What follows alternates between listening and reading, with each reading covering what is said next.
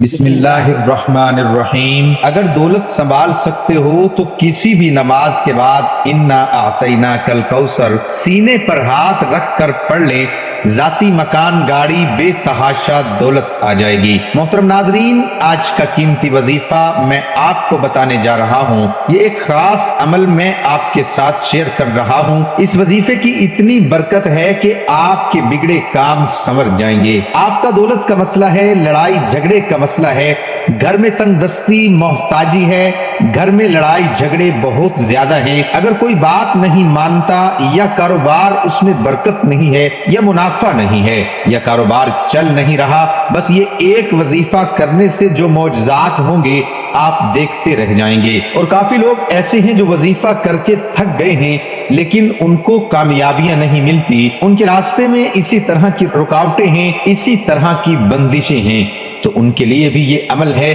وہ بھی اس وظیفے کو کر لیں تو انشاءاللہ اللہ پاک ایسا معجزہ فرمائیں گے، اللہ پاک ایسا کرم فرمائیں گے کہ تمام مشکلات، تمام پریشانیاں ختم ہو جائیں گی۔ آج کے دن یہ خاص وظیفہ کیجئے۔ اس سورت کو پڑھنے والا آج تک کبھی کسی حاجت سے محروم نہیں رہا، اس آیت کو پڑھنے والے کو مانگنا نہیں پڑتا اور اسے مل جاتا ہے۔ میرے بھائیوں، نبی کریم صلی اللہ علیہ وآلہ وسلم نے فرمایا، اے عبداللہ بن قیس، کیا میں تمہیں جنت کے خزانوں میں سے ایک خزانے کے متعلق نہ بتاؤں؟ میں نے عرض کیا، یا رسول اللہ صلی اللہ علیہ وآلہ وسلم، کیوں نہیں، ضرور بتائیے۔ تو آپ صلی اللہ علیہ وآلہ وسلم نے فرمایا، تم کہو لا حول ولا قوت الا باللہ، نہ گناہ سے بچنے کی ہمت ہے، نہ نیکی کرنے کی طاقت مگر اللہ کی توفیق صحیح ہے۔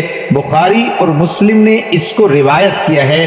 تو میرے بھائیوں، آج کا یہ جو وظیفہ ہے، اس کو کتنی تعداد میں پڑھنا ہے، کس وقت پڑھنا ہے، اور اس وظیفے پڑھنے سے کیا کیا فوائد آپ کو ملیں گے، آج کی اس خاص ویڈیو میں ہم آپ کو اس کے متعلق سب کچھ بتائیں گے۔ حدیث پاک صلی اللہ علیہ وسلم کا ارشاد ہے، اے لوگو، اتنی عبادت کرو جو قابل برداشت ہو، کیونکہ اللہ ثواب دینے سے نہیں رک سکتا یہاں تک کہ تم خوف عبادت کرنے سے اکتا جاؤ گے۔ اب آپ نے اس سورت کو کیسے پڑھنا ہے، کس ترتیب سے پڑھنا ہے، یہ اب طریقہ کار جان لیجئے۔ جب تک آپ کو طریقہ کار نہیں پتا ہوگا پھر عمل اثر نہیں کرتے، کچھ خاص احتیاط ہوتی ہیں، تو اب اس کا طریقہ کار جان لیجئے۔ احتیاط میں سب سے پہلے یہ ہے کہ کس وقت آپ نے اس عمل کو کب کرنا ہے۔ دیکھیے، آپ فجر، ظہر، عصر، مغرب، عشاء، تہجد کسی بھی نماز کے بعد کر سکتے ہو، اس میں کوئی پابندی نہیں۔ جب بھی آپ کو وقت ملتا ہے آپ اس وظیفے کو کر سکتے ہو، اس میں کوئی پابندی نہیں ہے۔ کوئی بھی مرد کر سکتا ہے، کوئی بھی عورت کر سکتی ہے۔ اکثر کچھ مردوں کو بھی مشکلات کا سامنا ہوتا ہے، کیونکہ مرد بیچارے اپنی بیوی بچوں کے لیے، اپنا گھر پالنے کے لیے باہر محنت مشقت کرتے ہیں۔ اسی طرح کچھ عورتوں کو بھی بہت سے مسائل ہوتے ہیں، وہ بھی اس عمل کو کر سکتی ہیں، اور لازمی کریں تاکہ آپ کی زندگی میں آسانیاں آئیں۔ دولت، پریشانی، جو بھی آپ کا مسئلہ ہے، بس آپ نیت رکھ کر یہ پڑھو گے، یہ عمل کرو گے تو آپ کے مسائل حل ہو جائیں گے انشاءاللہ۔ اس وظیفے کی برکت سے اللہ پاک کی خصوصی رحمت ہوگی۔ عورتیں اس کو خاص ایام میں بھی کر سکتی ہیں، اس میں بھی کوئی پابندی نہیں ہے۔ اگر آپ پہلے کوئی عمل کرتے ہیں، کوئی وظیفہ کرتے ہیں، کوئی تسبیح کرتے ہیں، اس کے فوراً بعد بھی اس عمل کو کیا جا سکتا ہے، اس میں بھی کوئی پابندی نہیں ہے۔ وقت کو مد نظر رکھ کے وظیفے کی طرف چلتے ہیں۔ اعوذ باللہ من الشیطان الرجیم، بسم اللہ الرحمن الرحیم۔ یہ وظیفے کا حصہ ہے، آپ نے لازمی پڑھنا ہے۔ اس کے بعد آپ درود شریف پڑھیں گے، ایک بار میرے ساتھ بھی پڑھیے، اللہم صلی علی محمد وعلی آل محمد کما صلیت علی ابراہیم وعلی آل ابراہیم انک حمید مجید، اللہم بارک علی محمد وعلی آل محمد کما بارکت علی ابراہیم وعلی آل ابراہیم انک حمید مجید۔ یہ درود پاک آپ نے 7 بار پڑھنا ہے، آپ صلی اللہ علیہ وآلہ وسلم کی ذات پر۔ اور اگر کسی میرے بہن بھائی کو یہ درود پاک نہیں آتا، کوئی سا بھی پڑھ سکتا ہے جو اس کو آتا ہے، اور اگر کوئی بھی نہیں آتا تو وہ اتنا کہہ سکتا ہے، صلی اللہ علیہ وآلہ وسلم، اس کے بعد آپ نے یہ سورت انا اعطیناک الکوثر پڑھنی ہے۔ قرآن پاک کی سورت کوثر کے نام سے بھی ہم جانتے ہیں۔ اس سورت کو آپ نے کب پڑھنی اور کیسے پڑھنی ہے، کتنی بار پڑھنی ہے، سب طریقہ بتاؤں گا انشاءاللہ۔ جب آپ اس وظیفے کو کریں گے یہ سب پریشانیاں آپ کے اوپر سے دور ہو جائیں گی۔ اللہ پاک اسی صورت میں ہمیں یہ آگاہ بھی کر رہے ہیں کہ ہم غمگین اور اداس نہ ہوں، کیونکہ ہر مصیبت کے بعد آسانی ہوتی ہے۔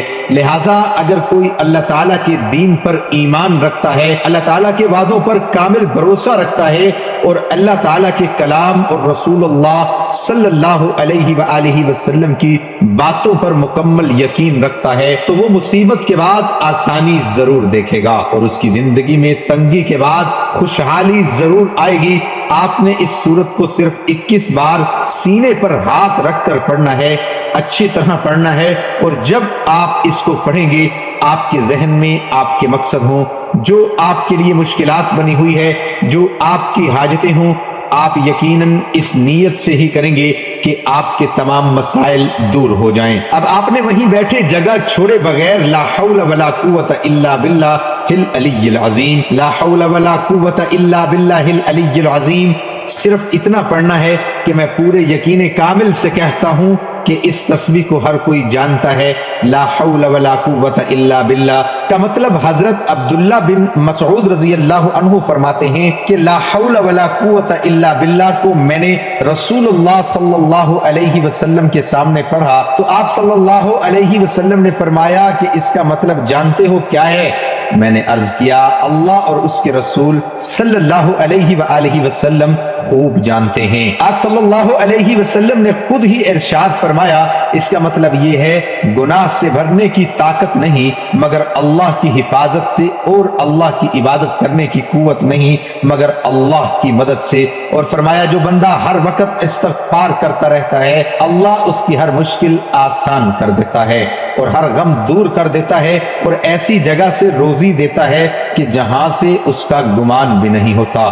اس کی آپ نے 100 دانوں کی ایک تسبیح کرنی ہے، اس کے بعد آپ نے دعا کرنی ہے سبحان اللہ یا رب کریم، یا اللہ آپ کو اپنی شان کریمی کا واسطہ ہم گناہ گاروں پر اپنے گھر کے دروازے بند نہ کر، ہم سیاکار ہیں لیکن ہیں تو تیرے ہی بندے، تیرے سوا ہمارا کوئی سہارا نہیں، یا ذوالجلال والاکرام ہم تجھ سے اپنے گناہ کی معافی مانگتے ہیں جو تنہائی میں کیا یا محفل میں کیا، نادانی میں کیا یا انجانے میں کیا، اللہ اپنی شان کریمی کے صدقے، اپنے کعبہ کی عظمت کے صدقے معاف کر دے۔ تمام دوستوں سے گزارش ہے کہ اللہ تعالیٰ کے 99 ناموں میں سے ایک نام ضرور ٹائپ کریں۔ اللہ ہم سب کا حامی و ناصر ہو۔ اللہ حافظ۔